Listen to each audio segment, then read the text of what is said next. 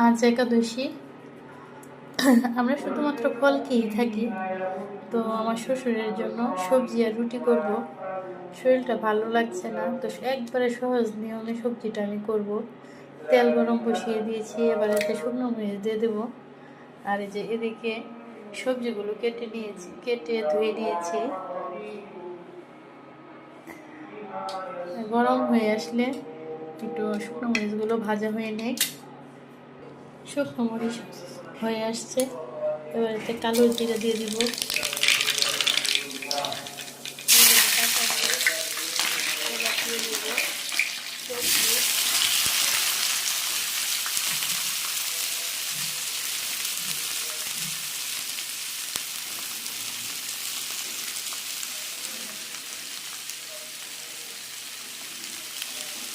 এবার দিয়ে দিব হলুদ পরিমাণ মতো, দিয়ে দিব পরিমাণ মতো লবণ,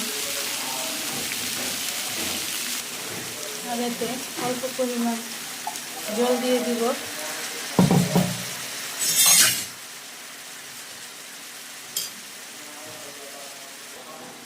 নাড়াচাড়া করে ঢেকে দেব। খুব সহজ নিয়মে সবজিটা আমি রান্না করব। শুকনো মরিচ ব্যবহার করব না, আর কোনো মশলা ব্যবহার করব না, অল্প মশলায় রান্না। এবার ঢেকে দিলাম।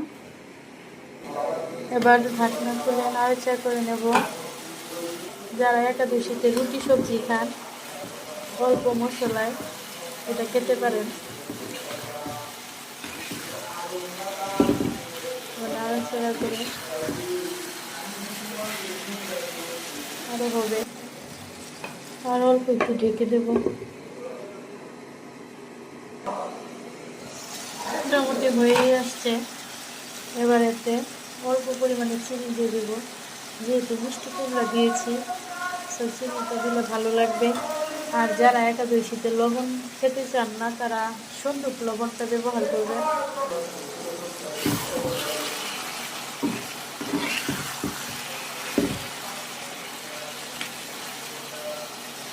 সবজিটা প্রায় হয়ে গিয়েছে, তো আমি সবজিতে কাঁঠাল বিচি, আমি আগের বছরে কাঁঠাল বিচি রেখেছিলাম, দিয়েছি, কচু দিয়েছি। তো এইগুলোর জন্যই এই সবজিটা খেতে অনেক ভালো লাগে। এভাবে রান্না করে খেয়ে দেখবেন। প্রায় সব জাতেরই সবজি দিয়েছি, কাঁঠাল বিচি।